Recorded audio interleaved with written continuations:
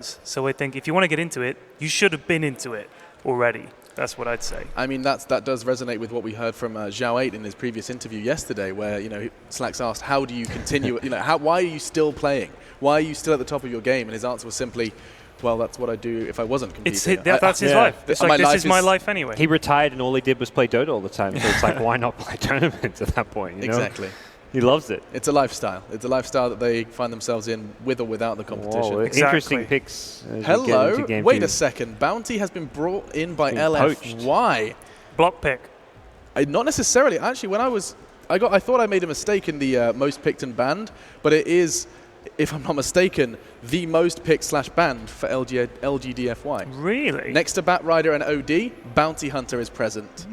A battle for the bounty between these two teams. Now, Bat is still there. In the, he hasn't been banned. They could pick Bat as well. FY. Darkseer. That's Magi and Seer. Yeah, that tells a lot.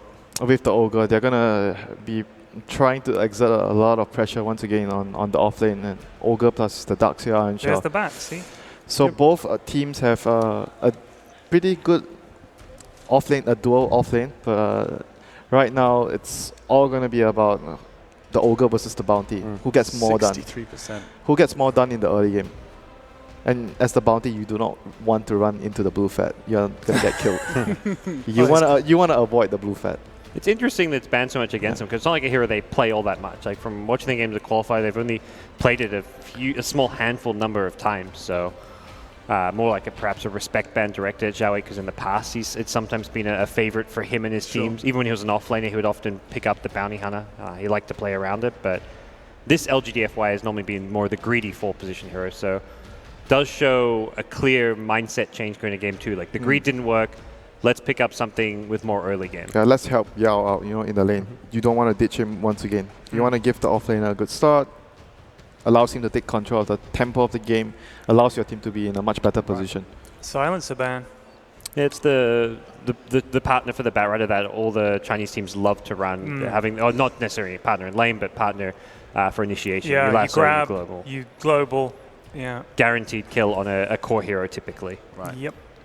Just nullifies any escapes they may have. DK we've seen used a lot as that sort of steady Eddie frontliner. And then if you've got Batrider in the back waiting to jump, if you try to go on the DK, it makes it very difficult. So he just sits there hitting towers, and you've got Bat behind ready to jump and initiate. Oh, interesting void ban. Yeah, the void ban is like something FINEM like to run a lot on the safe lane. I've seen them play it a couple of times with the Darkseer, so LGD just do not want to play against that, and FINEM go for the Weaver here, self-sustainable. Why did I hear almost a slight disappointment in your voice there, Winter? I mean, I'm just... Oh, Weaver. We see a lot of Weavers lose. Oh, that's gosh. Yeah, we don't see a lot of Alchemists lose. Your favorite hero! It's Alex Chemist. It's not your best work, but yeah, we'll take it. Winter like love that. Oh, you're a genius, Ted. Thank you. Made Winter laugh. That's good. Disruptor comes in. These, you know what? That's actually ridiculous. And I think that's the 3rd one in the list of their most common. I had it in front of me. Yeah, Disruptor is great with Bounty and Batrider, because you chase and you have the glimpse to send heroes back. You're not going to run away. So a lot of synergy between the first 3 heroes. But then again, if you look at FINEM's heroes right now, they're all really difficult to kill, very tanky, very mobile with the Weaver. So if you're not going to be able to take them down, then your chasing potential won't be useful.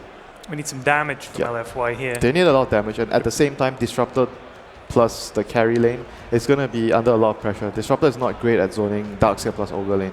Like, you don't do much.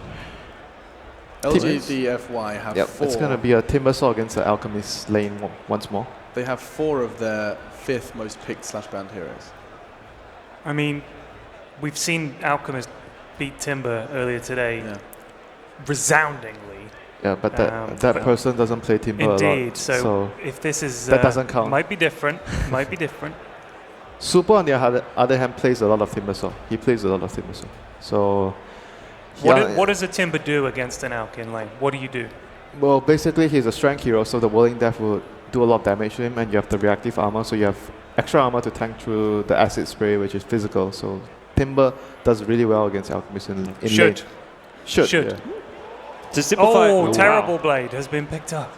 But Oh, no. And a quick Warlock Oh, response. that's I don't know, oh my Fatal God. Bonds versus TB is going to be pretty nice. This A TV, late Warlock. I don't know, this TV pick is Dubious. might be a blunder. Might have a very hard lane. Blunder. Might be a blunder. Are you seriously framing It's this like a as- very risky thing. It might, if it works out well, it'll be really good. But if it doesn't, it'll be really bad. The lane in stage is Yeah. such a struggle with the Darkseer Right. there. The Metamorphosis is such a long cooldown, 140 seconds at level 1. It's really hard to lane around. Wow, you are framing it that LGD.FY have rolled the dice. They've taken a gamble, and it's with their tournament life. It is single elimination, and FINEM could really be completing the story to get to the semi-finals of their first and largest major event. It's big for the Greeks, and now the Chinese need to bounce back. Will it be ended in 2, or will we find a third?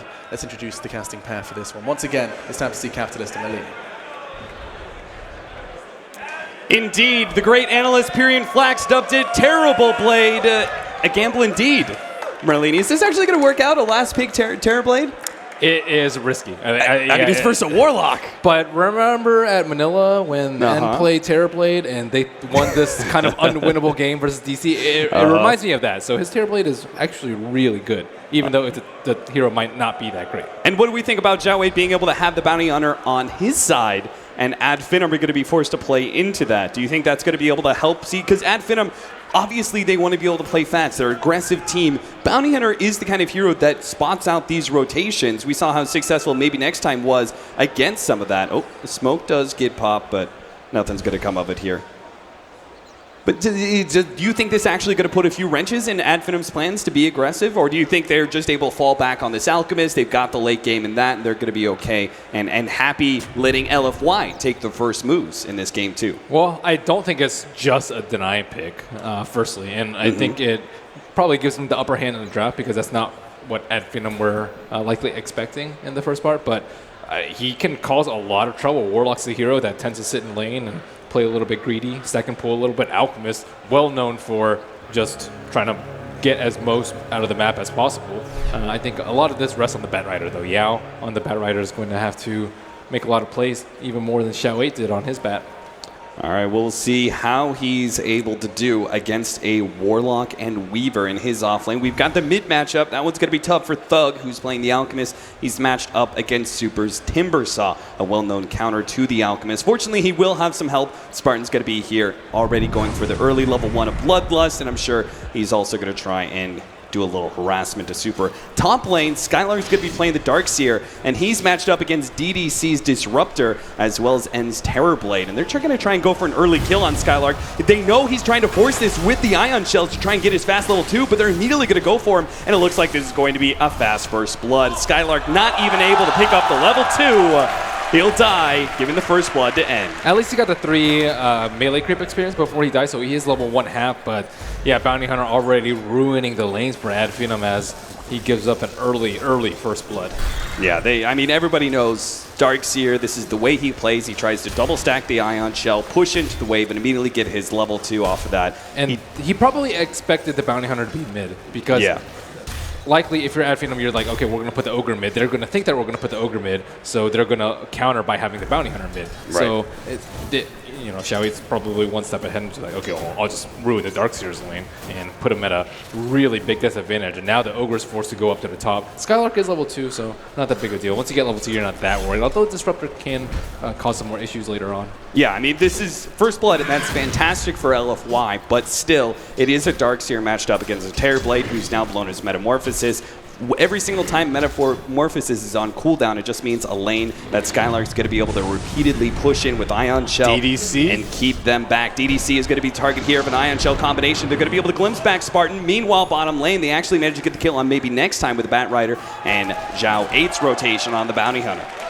Yeah, so 2 lanes down, 1 to go, and a lot of people talk about how, you know, maybe the early game doesn't matter so much if there is an Alchemist in this game, but I think every little bit counts in this early game, and every kill is going to count when there is a Bounty Hunter with track. Pushing into N. He's got himself the early brutes, so he can actually stay ahead of these Ion Shells a bit, but Xiao 8, Still gonna be a haste tough rune on the time. bottom. Maybe next time almost walks into it, but drops a sentry ward before. So that would have been a pretty easy kill if maybe next time walked all the way down into the rune spot. And Xiao 8 maybe looking to kill this chicken. It is spotted out, but he will hide it to the left. And Xiao 8, his scouting will be to no avail. Do you think Xiao 8 is feeling it? He needs 2 tree eaters. He's got 2 tangos. Yeah, there are 2 trees that you can eat to run into there. It's just very difficult. So he's going to be able to scout it out, but his haste rune is now gone. He sees the courier, but it's also just about to hit 3 minutes. But he's standing in the place where if they fly it and they run it back, he's sitting right on top of it. The only problem is his vision is very, very low in that area. He's going to have to hit it as soon as it's... Oh, Raiden has you scanned. They know exactly where he is. So yeah, they see him. These shenanigans are not going to work. They know the bounty hunter inside and out. Yeah, they immediately boost it as it runs back. That being said, Thug is not able to do any bottle crowing, and he's going to be having a hard time controlling these runes, as Xiao 8, for the most part, is going to be 1 step ahead of him. But he's suiciding, so this will give a big insight into where he's going to be positioned. So maybe the 4-minute rune, Thug can kind of reset off of that, but he's going to need some help. I'm not sure what their plan is in that regards. Bottom lane, Madara is beginning to go onto Yao here, pushing him back behind the tier 1 tower. Those bugs are just so powerful in the early levels. Spartan in the top gets caught out by kinetic They're field. going to be able to run him down pretty easily. The kinetic field allows the setup for 1. Skylark may be the other victim here as they slow him down, but Skylark is just tanky enough. The reflection not able to slow for long enough. I mean, Ogre has a fair amount of armor, but terribly just hits like a truck with that. And they're putting a decent amount of pressure on the Terribly. He's not completely free farming. That turn rate is so killer. Yao is slowly but surely ticking down, though. Combination of Fatal Bonds as well as Shadow Word will bring him quite low. Wow, God, that was the last tick. That was the last tick. He has 17 HP with 25 damage. That after magic resistance, that is just barely enough. I think he just needed 2 more HP to survive right there. Oh, Xiao 8, he's searching for it, but the slow bottle is staying 1 step ahead of him. They're going to try and run down Thug inside of that tier 1 tower area. Thug knows the tower is not much of a reprieve. He tries to run just straight forward. It's not going to work out for him. The early Chakram is what separates a life and death for the Alchemist. He ends up falling to Super's Timbersaw. Yeah, the TP just came out a little bit late. I don't know if the Bounty Hunter flashed on the minimap as he got hit by the T2 tower, but the TP, if it came in maybe a couple seconds earlier, they would have been able to heal him up. DDC. Maybe next time, going to be pulled back straight into the kinetic field. Oh, Super whiffs that Chakram, and he didn't have much mana to work with anyway. And does reveal Xiao 8 and does not want to concede a death at this moment. Let's see if he's going to be able to bottle up anyone. Maybe next time gets a couple of hits. Thug giving it away. 6-minute rune is coming up too. This other ward placed by Xiao 8 behind the T2, not only will it scout out that courier, but it'll scout out that large stack, and if anything is happening over there. And right now, he knows that it's just a 1 stack, or 0, whatever you want to call it. And Timbersaw is a great hero for contesting those kind of stacks too, right? Because and he can, Batrider. Yeah, he can go behind the towers just because he's so tanky that even if they rotate heroes from Ad Finum, he may still be able to survive. And you're right, Batrider, another hero who may end up going down here. Madara's going to try and chase him down with the Shikuchi. He's got him. They're going to be able to get the last couple of hits thanks to the Geminate attack. Ad Finum strike back, but LFY not giving any space whatsoever. Now they're going to go on to Skylark. He tries to run himself away. The kinetic field doesn't quite latch, but the glimpse will pull him back to his death as he tries to go for the TP out, but the damage is too much. And his big Terror Blade, now maxed out Metamorphosis, finds yet another kill. They're making this lane seem easy for the Terror Blade, but looking at Dark Terror CS, he died twice, but he has 39 CS, the most on the Radiant side, and not many of that were from neutrals, if at all. And Thug does have himself bottled a bounty rune, so his early game deaths not going to be as costly. Easy recovery. Level 6 is finally here for Thug, and he's trying to do some neutraling, but we talked about how Super will be able to contest this. He comes right in, will steal some of these bigger creeps. And it doesn't look like Ad Finum are really going to be able to put a stop to this. Spartan's here, but the rest of their dual lane and bottom lane has not made a rotation. In fact, Spartan's going to be kind of caught, slowed down by the Chakram, and Super gives him the Whirling Death. This is what you want to do versus an Alchemist. Many people ask what's the counter. It's stop his farm early. Prevent him from that 12-minute Armlet Radiance timing. And right now, 7 minutes in, not even that close to getting the Armlet, and no stacks really to look at. Yao is actually taking out the rest of that bottom camp. And how many neutrals is Thug going to have to work with?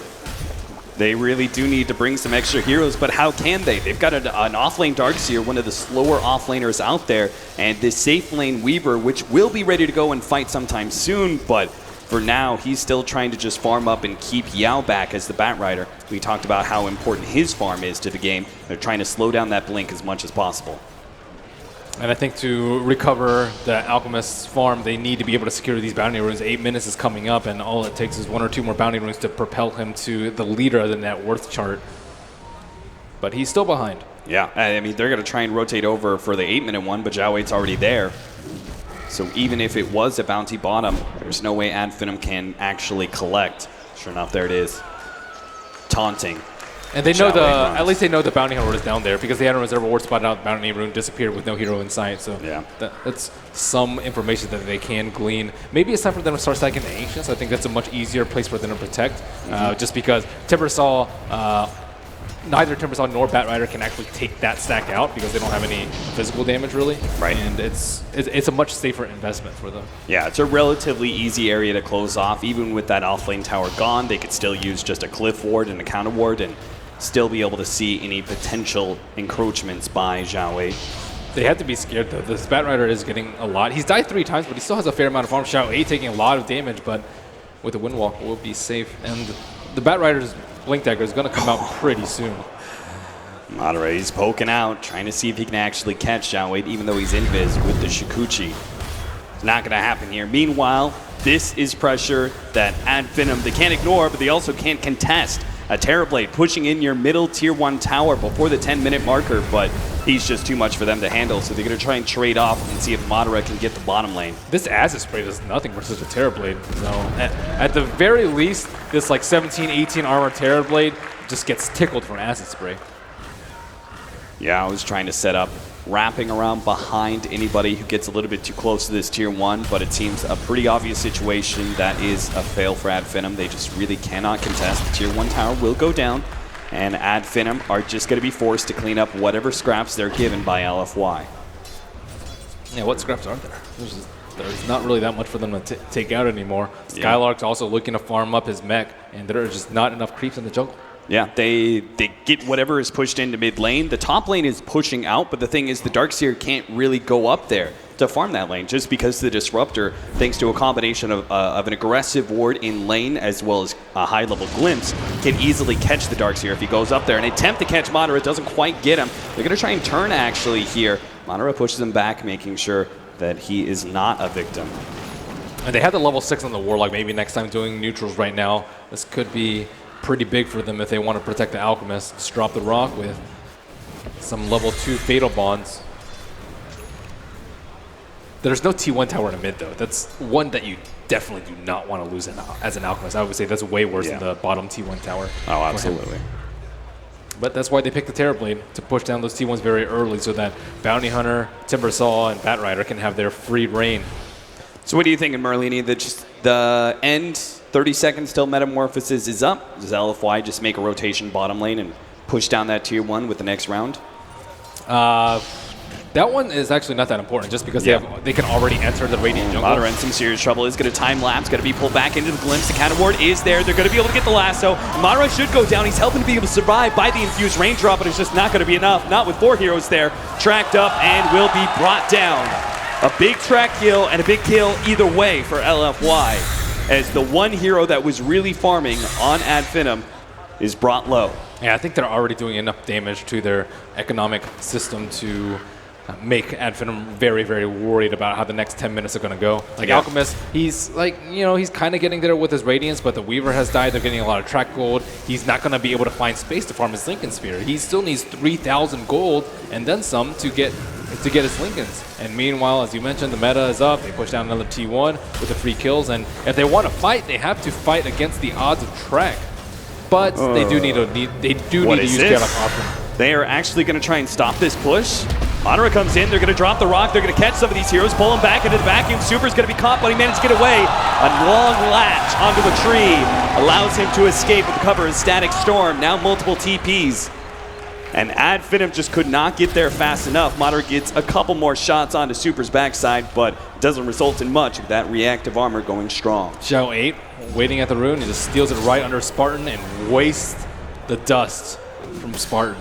And that was a 4-man static storm by DDC to ensure their escape. And now they're not really getting anything. They're giving up kills, they're giving up track kills, they can't protect the neutrals, nor can they protect their towers. And that was a rock wasted. Yeah, that certainly was. It just seemed a bit perplexing. At FINEM, they wanted to be able to fight. They wanted to slow down these LFY pushes, but they just got there a bit too late to really set up.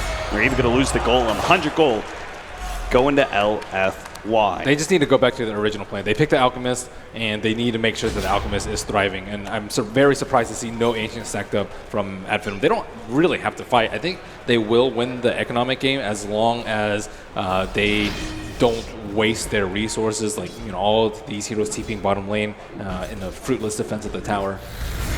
Wait until he gets level 2 Chemical Rage. Thug now pops his ultimate, try and get some regen into the mana. He's been slowing down a bit on farm, but he might part to that. And even more so now that Yao already had back to base. 2240 gold. It is time for the reign of Batrider.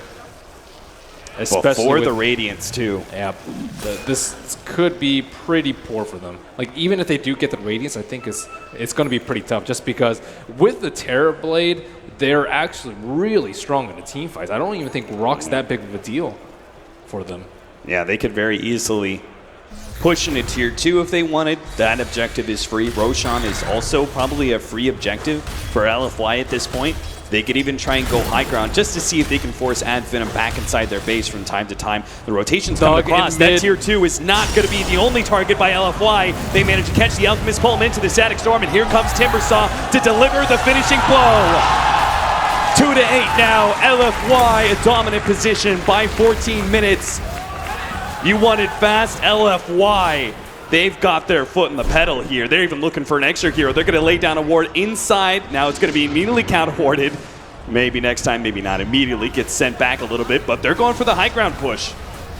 They have the Lance already on end, and still a healthy duration left on the Metamorphosis, but Glyph has been used, and that looks like to be LFY's sign to back off immediately. But now so much of the map is open to them as Alchemist cannot really push out lanes. He doesn't have the BOTs. He doesn't even have his Radiance. And the neutrals are probably the more efficient way for Alchemist to be able to farm, stacking those up, benefiting off of Greevil's Greed. But so many of these neutrals are going to be contested by LFY's clear control of the map. Aggressive wards all around, very little tier 2s to work off of.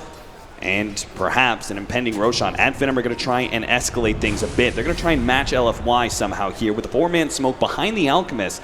They don't even have the Radiance yet, but they're feeling so down and out. They want to try and make something happen themselves. That scan hits on Skylark. They know that they're all to the northwest of that T1 tower. But LFY, they don't really have a reason to make a move. There's no lasso up, there's no meta up, no reason to take a fight right now. Even though they do have the track, they're not going to jump the gun. And another smoke just as Lasso comes off cooldown. Yao joins the rest of his team as he blinks over towards the Dire jungle. And they know exactly who their target is. They're going to look for the Alchemist somewhere inside the neutrals. They're going to sweep through mid, sweep through the... Yeah, they've got that tower, that ward behind the tier 2. There's the Radiance finally, but 16 minutes in, Armlet Radiance, not the best timing. And it's about to get a whole lot worse if LFY actually get an initiation here. They see the Ogre, and it looks like they're just going to take that one kill. They hope for the Alchemist, not going to happen. Rock is going to be dropped here, so the Ogre is down, but that's not a hero they care too much about. With that vacuum and one big swing from the Golem, they manage to bring down 2. They may find a third. They're pushing out, looking for heroes, but LFY are ready to respond. The Timbersaw is already back up thanks to the high charges of Bloodstone that he got. So he's already in the mid lane, ready to continue this push alongside the rest of his allies. And now has committed his meta to try and push this down, as you mentioned, Super. He's right back up. He's in there. Yeah, he pushes straight into Madara. Does get a small pittance of damage there. There's no place for an Alchemist to farm. Like, he wants to be able to defend right here, but he also just wants to farm with his BOTs, Manta immediately after. And LFY are just giving him no space at all, no time. I mean, this Metamorphosis is easily going to last. Well, backdoor protection is up for right now, so this damage being done isn't really doing a whole lot there, LFY. They're going to have to wait for the next creep wave, and it seems like that's just going to be too late. It's all maybe next time. Thanks to that Warlock Golem, he cleared a whole entire wave from behind, and that stops the push in its tracks. They had plenty of Metamorphosis time to work around, but because of that little maneuver with just the Golem, they managed to keep their tier 2 alive. And now they'll see the Terrorblade TP talk that gives the green light for Alchemist to finally farm out in more risky areas. The Disruptor and Batrider are still here in aggressive position. They know their combination of nukes, especially if the Timbersaw is here, they can bring anybody down, even the Alchemist. Nobody is safe from this combination of catch. And you're going to see the Ogre. He's going to be the victim here. It may say just an Ogre, but it's also a track kill. So these 5-position pickoffs, they are something for LFY to celebrate about. Just means more and more track gold going their way. Yeah, and that's the thing about like an Alchemist strategy. Normally you're okay with all your support sign because they're so low on net worth, and you're getting a lot of farm in the meantime. But they're not low on net worth because they give track. Yeah, and look at that. Can't farm. That's like what, almost an 800 gold exchange? Look at Ogre's net worth right now. He's worth 800 gold. Poor guy. That's track gold. That's what track gold's all about. That guy is almost worth less than his bounty that LFY got from the kill. Yeah, and Madara is still struggling to farm his Lincoln Sphere, so it's not like his other cores are exchanging farm in the meantime, and Thug kind of confined to the area right outside of his T3. They at least have some really good team fight combination now with Skylark picking up his Blink Dagger. If they get the right kind of level 4 vacuum in on top of a Fatal Bonds with Chaotic Offering. We saw that combination earlier with the Timbersaw and how he just got bursted down. Yeah, I think I really would have preferred the Alchemist, or sorry, the Warlock to get level 4 Fatal Bonds instead of level 4 Shadow Word. Just because I think it's all about that team fight. And maybe even just like 2 levels of Shadow Word and 1 Upheaval by now. Yeah, I'm with you on that one. It feels like the Upheaval is kind of necessary at this point. He did almost get a couple of kills because of Shadow Word, so I can see why he did it. Like, he almost killed the Bounty Hunter in the mid lane if he had higher levels of Shadow Word. I think in some ways they know this rotation is coming, and that's why they're smoked up. They're trying to reach Madara, but can they actually save him in time? Madara's going to be caught. He's going to be held up by the lasso. Here comes the vacuum and the golem drop, and they're going to be able to save him. Turn things around and get 3 big kills. LFY get dropped by the rock. FINEM go for the push now to tier 2 and look to claim much more of a net worth swing than LFY could have possibly dreamed of. And DDC was holding on to his Static Storm. He wasn't confident whether or not they were going to kill that Weaver. And if he had dropped it, they would have at least gotten a Weaver kill. But if not potentially stopped the Darkseer when he blinked in. But that bit of greed from DDC cost them big time. And that good positioning by the Weaver, too. Because he was hiding out in the fog. He's like, okay, my team's coming up behind. He lured them into a position where, like, okay, we can do this. So Lasso comes out behind. He's, like, behind the tree, so he thinks he's safe. And he gets a Shikuchi out before all those spells come out. DDC still holding in Static Storm. Doesn't drop it, but they're like, oh, crap, we're right about to lose this fight. And look at that beautiful combination. He was just about to drop it, but it was a bit too late. The Weaver, he manages to get out, and 3 big kills go to FINEM. 7-10 now, 20 minutes in. A 2,000 gold lead still being held by LFY. But they proceed immediately into the Roshan pit. Yeah, double damage. He is incredibly strong. He is plus 234. That buff to meta adding to base damage really makes a difference when it comes to the DD. Yeah, it certainly does. So the first Aegis, that does cost them Metamorphosis, so they probably won't be able to push for another 2 minutes, but when they do, it could be a potential death push. At FINEM, they may have gotten a big win in that top lane, but they are still definitely behind. LFY's up in net worth against an Alchemist says a lot about the pace of this game. At least the kill score is pretty low, and so FINEM has to be happy. The kill score is only 7-10. Yeah. I would say that's much better than you would probably expect with a Bounty Hunter in the game and an Alchemist. Your supports tend to die a lot more in this sort of game, especially with a Batrider hunting around. But FINEM are playing pretty tight. A few of their heroes are up to T3 right now. Like, look at where Spartan maybe next time and Madara are. They're hiding. They don't want to give up any sort of kills right now. Any kill could lead to a push with the Aegis, especially with meta 1 minute off cooldown. They have to be very careful about not giving any free kills. They need to be 5 strong. Darkseer especially, I think, is a hero that cannot die. Absolutely. I mean, at FINEM, they were on the offense in game number 1 in a very similar scenario, right? Skylark went for those very deep base dives in order to find a pickoff that led to early high ground pushes with a Morphling. Same thing could happen here with the high physical damage of a Terrorblade if FINEM are not careful and wise to LFY's game plan. And I don't see any smokes on the side of LFY. This would be a pretty good time to do so as they try and approach the high ground. Meta is just 20 seconds off cooldown. The Alchemist isn't out of control yet. He can't really even go outside of base right now because he doesn't have the Manta style. Oh man, this just seems like a great position for LFY. They've got all the lanes pushed in. Top lane's pushed in it a bit, but it's not a danger to their tier 3, especially since all of FINEM's heroes are inside the base. Skylark's time to shine again on that Darkseer. I remember the other play that he made with the YOLO Blink and a Roche, and he didn't get anyone with the vacuum wall, but he has been delivering on the vacuums this game. This is a high-pressure situation for him. And separating himself from his 3 illusions, wants to make sure they don't get caught in too big of a vacuum. They're going to try and wrap around from the side. Skylark is already smoked up next to maybe next time, looking for their Blink initiation. They're approaching. Look at where Yao is. He was in deep. Madara is trying to kind of poke them, see if they can actually get these heroes to move forward. But they're just beating onto this tier 3 tower with the illusions and power of the Dragonlance. But now they have to actually walk up the hill right now, and is beating on it. And gets a whole lot harder, and there it is. The vacuum goes out, but the static storm comes out instantly. They do manage to get the golems down, but LFY do not take a whole lot of damage to that combination, and they can think about backing out if they want to. Metamorphosis is on its last legs. So they will indeed retreat, happy with just a tier 3 taken and a golem exposed. There is still the wall available to them. That was one of the big cooldowns that wasn't actually used because, as you mentioned, he got static storm. So the rock is down, but still, I don't even think it's that big of a deal if the rock is down because they do have the fatal bonds to follow up after the vacuum wall. They want that Alchemist. They have a smoke too if they wanted to blow it and try and get past this mid lane without being spotted, but they're not going to go for it. They're going to let the bounty hunter scout for now. This aggressive Ancient Ward did see a lot. And Thug, if he's not careful, he's going to be caught here. Already jump forward. They managed to get the lasso. This is a big kill. They should be able to bring him down quite easily. The Chakram's going to be able to come through. The Whirling Death cutting him down to size. And Thug has no real escape. Gone for a minute just as he was about to close in on that Manta style. And Xiaowei knew exactly where he wanted to go. If he wasn't that close to the Manta style, I'm pretty sure he would have just left that Seder Cape at half and then went up there. But because he was at 2,600 gold, he knew he was that close. He does have buyback available to them, but it's a tough position right here. I think he has to buy back, or else we're just going to lose 1, maybe 2 sets of racks. Yeah, and he's already doing a lot of damage even without Metamorphosis. They actually throw out the wall here.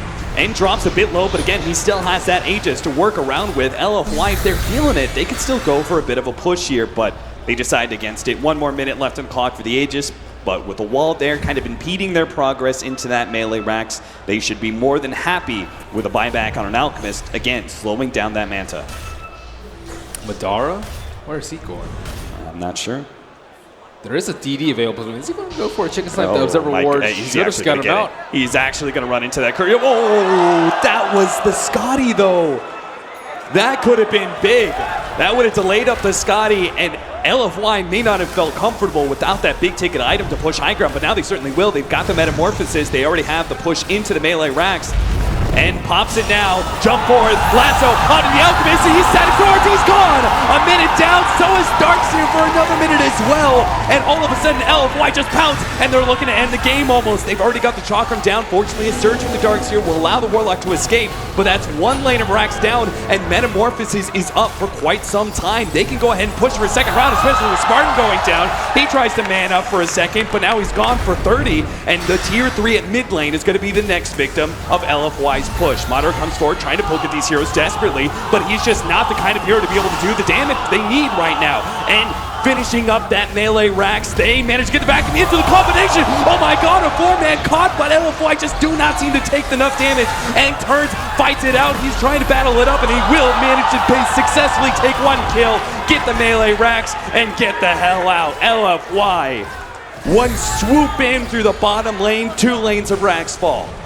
Alchemist is just way too far behind at this point, and that was kind of a dieback. I'm not really sure what the timeline is for, people buying back and dying again to be considered a buyback, but he has died a lot this game. 4 times to be exact. 26, 27 minutes. This is usually where you get your 5th, maybe 6th item for Alchemist, and right now he's still struggling to pick up that Manta style, and without the Manta style, they can't push out lanes at all. Bounty Hunter will scout him out, call in the rest of his team, get a pick off.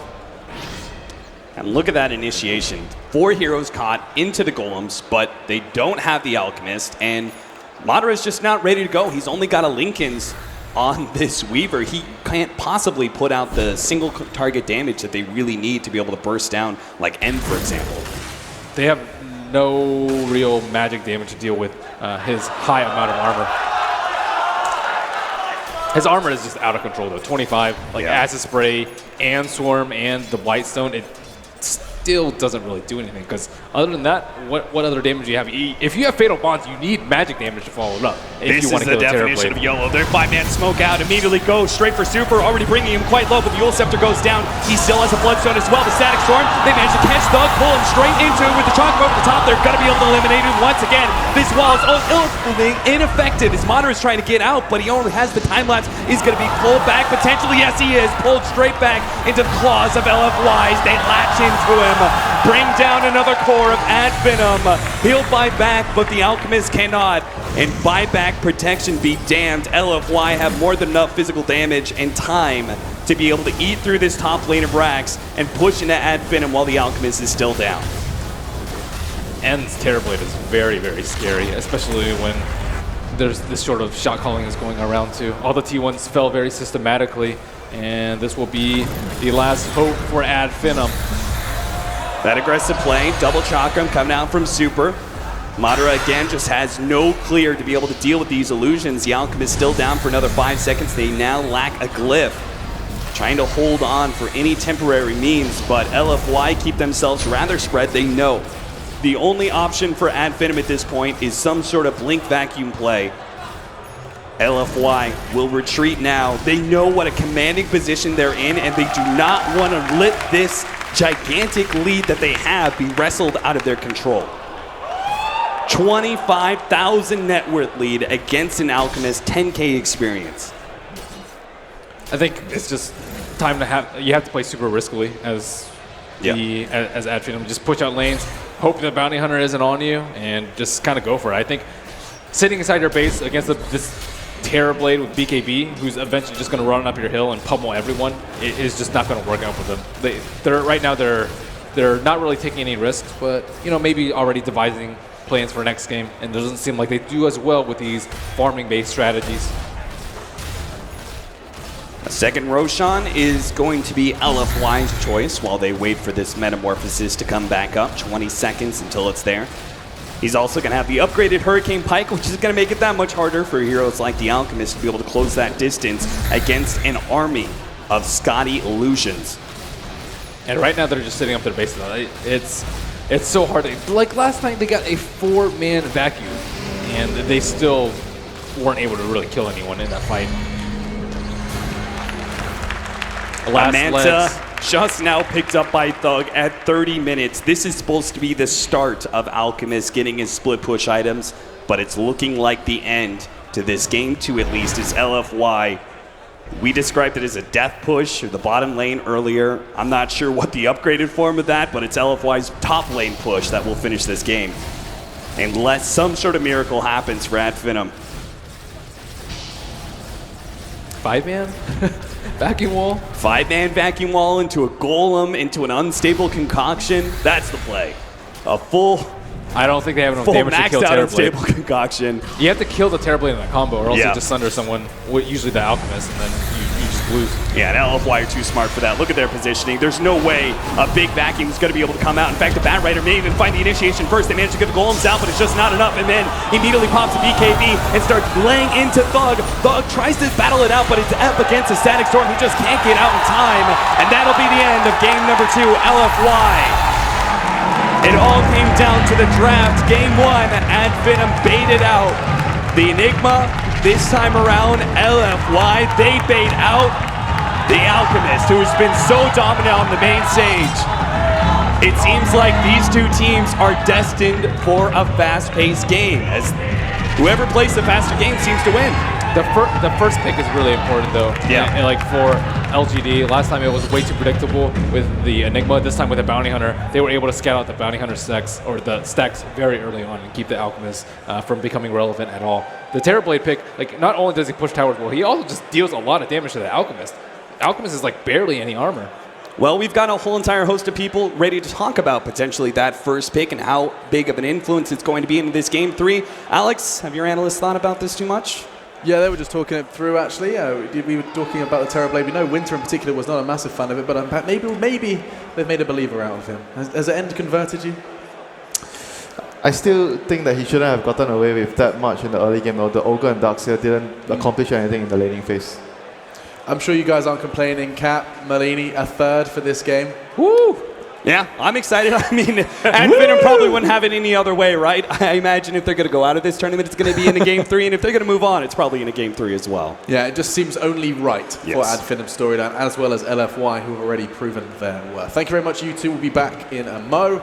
One more game to be seen today, and it does seem just only right that this game for the semi-final spot, the last semi-final spot of the Boston Major, goes all the way. And to help me explain exactly why it's going to go all the way is none other than my panel. We have Cool, Calm, Collected Winter. We have the ever-fabulous Dave Gods Parker, and of course, Perian Flax on the end. Let's start talking about it. They get a fancy title, and I'm just him. All right, never mind. I got a full name even. What happened in the lanes? Why didn't they win in the lanes, Winter? Gods, what the flip happened? What the flip? Bounty Hunter was very impactful. Got the initial kill on the Dark. And Winter was, because that was one of the things Winter and I first talked about, where I kind of defended the Terrorblade pick a bit. I'm like, look, all they have to do is make sure Bounty Hunter secures the safe lane first. Something that traditionally Bounty Hunter is known for being more of a roaming hero, you harass mid, but what teams have started to do more is when it looks like your safe lane may struggle because your opponents are going to contest it, Bounty Hunter starts up there. So they got a first blood on the Darkseer right away from the get-go, then he roams bottom, he gets a kill there. So the fact that Bounty could be involved in 2 kills in the laning stage made a big difference. Yeah, I brought up this point during the end of the draft. I said it's going to be very crucial, the Ogre versus Bounty battle, whoever gets more work done, and obviously Bounty clearly victorious in this game. Ogre didn't get much done in the laning phase, and Bounty got so much done. There were glimmers of hope, weren't there, Ted? There were a couple of team fights that looked good. 4 degrees, that one up the top lane looked great. It looked like something good would happen for it. I know I slagged off Terrorblade, I called him Terrible Blade, but like, you know, I didn't think he was going to have a good time in lane, and all of a sudden he emerges and it's the usual story. There's a billion of them, and they're all huge, and they just blow up your buildings. It's bullshit. They do just melt that Rags, don't they? I mean, that hero is really good in the mid to late game when you have a lot of items, and in the early game you can take towers, but in a lot of games where I see the hero, he struggles a lot in the laning phase, and you know, right now this patch, every team puts a lot of pressure in the lane. That's why you don't see teams, you know, picking the hero up a lot, because his weakness is the laning phase. And this game, he got by his laning phase unscathed, and it was against the Ogre and Darkseer. And what's interesting, or a question I feel like I have to ask, given how much attention we gave to Alchemist and the success rate it has, you know, over 80% win rate. We also talked about the certain lack of counterplay to it. It does go relatively late game, and Alchemist, the side with Alchemist doesn't win. What was working so well against it? LFY, was it just a case of applying early pressure to him? I mean, what's the answer here, Gods? What's the answer, Winter? They killed him enough times in the early to mid game, and he was never playing from ahead. Alchemist has this great win rate because he out-farms any other carry in the game. No one can keep up with an Alchemist farming because of the Grieval's Greed and the kind of the Radiance Manta Octarine build that you go. And then you can make use of that farm in the late game by spreading the wealth. You pull your teammates' Acceptors, but this game, he was behind the enemy carries for most of the game. He was getting killed off at kind of crucial times. The Timbersaw pick really worked wonders as far as being a direct counter to burst him down. Bounty Hunter came to his lane. They made a couple of good moves at the start of the game. They not only killed him, but Timbersaw went in and contested the stacks. That's number one. And number two, the Bat Rider, after the Timber left, he took the stack. The Bat Rider came the second time to steal the stacks. They were really persistent in making sure that the Alchemists never took off this game. Just applying pressure from him, and then that net graph really, or the net worth graph, certainly did kind of demonstrate exactly how far behind he was. The scoreboard will help show us that as well, though. Some of the numbers certainly are not as applicable as others. Who had Thug on their draft? I can't remember. Oh, it's Toby. Never mind. Toby was getting hyped at one point. Yeah. On his, I don't know, like this fantasy game. Look at Zhao 8, by the way. I just look at Xiao 8 had a lot of assists, but you look at the Ogre. The Ogre had 0 assists. That is the problem. That is the big problem this game for FINEM. Yeah. That could almost be 100% kill participation with 17 assists, 2 kills. It could actually, could have been. And with the Terrorblade. He made the pick work. That's a pick that we thought was going to be tough to fit into their draft, and he was... I mean, this hero is like Luna and Drow. You take towers, but he struggles a lot in the lane, and he got away with the lane. Like that is the issue that FINEM have to address this game. They did not do what they were supposed to do with their heroes in the laning phase. So with that said, of course, a taste of their own medicine, FINEM losing a game against a bounty hunter. It really does just keep getting juicier and juicier. And someone who loves all of the gossip is Purge. He's ready to talk us through this game. I got this, guys. I'll tell you how Ogre messed up.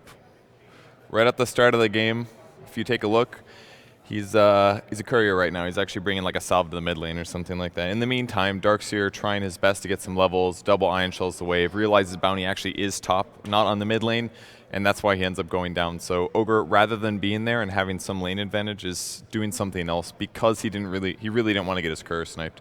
And the next point is really important. This is that dual lane that they were supposed to do, but the problem is that by the time he gets top, it's already 1 minute and 46 seconds into the game. They've got Glimpse on DDC, and that's why they don't get a kill there. That was a very potent dual lane gank combo, but it doesn't get online because it's a little bit too late. 4 minutes now, gank on the mid lane. Already hard for Alchemist to lane against Timbersaw, but little rotations like these are very, very effective, and all it took is a fast level 6 on Super there.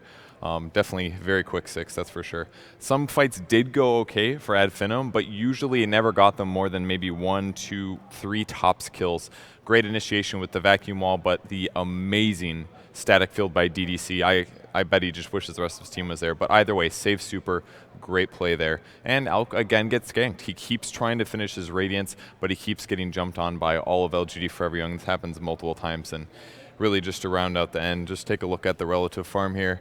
LGD just really did an amazing job keeping composure and keeping their net worth very close to Alchemist. Partially because of track gold, but also because they ganked him so many times. And that was the net worth we were talking about. They fell by the wayside, and it does end up going to a third. Any kind of closing thoughts and reactions to that second series to my panel? Anyone got anything at the tip of their tongue? And FINEM unable to make it too. I mean, it kind of feels like that classic Zhao 8 story. He always finds a way to make it work, even when his team looks down and out. This guy's just experienced, you know. He never goes away. You think he's left the scene retiring, then he suddenly comes back and suddenly the best Chinese team again. No effort needed. I don't know. And to expect, I don't know about no effort needed. He just takes a few plays here and there, and they're good to go. He's got 2 stand-ins, Winter. He's one of the legends of Dota. That's it. And you can never write that off. He's got the experience, he's got the talent, he can spot players that'll fit roles and ways to play, and huge amount of respect for him. He's absolutely a legend. And something I want you to expand upon, Winter, was when you were talking about the fact that Zhao he plays it safe sometimes. It doesn't look like they could be closing earlier, but he doesn't want to take unnecessary risks. Was that something you witnessed in this game as well?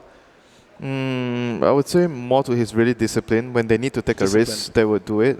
Maybe some teams would go for that extra +1 kill. In certain scenarios, he would pull his team back to just secure the objectives and maybe missing out on a kill. But he's thinking on the level where if I go for that kill, they buy back and we lose heroes. You know, he's thinking a lot about that. Thinking about the long game. Well, the teams are on stage, which does mean we're getting ever closer to that third game.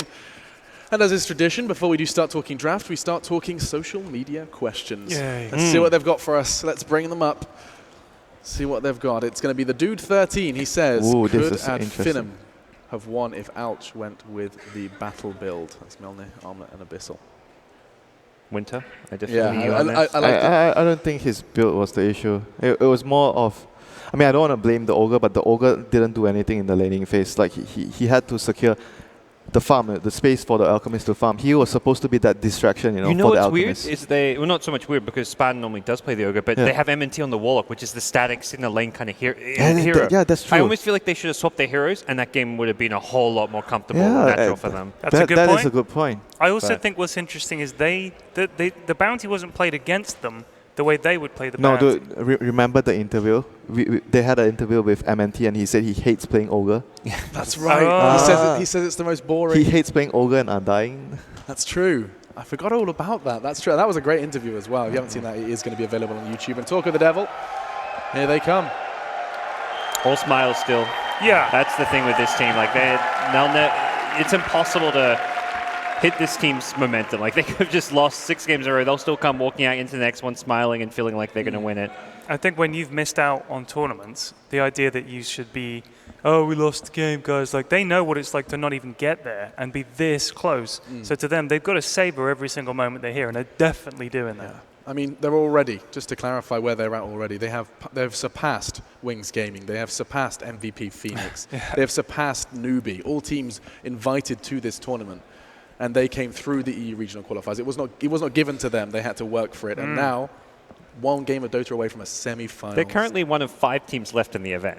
There you go. You can look at it that way. Oh, that is because they played last, Parker. I mean, come on. If they played first, you would have said they were one of 8. That's like the disclaimer text at the bottom. Yeah, I like that. There's a little asterisk. Asterisk. Forget about the asterisk. These guys made top 5. Congrats.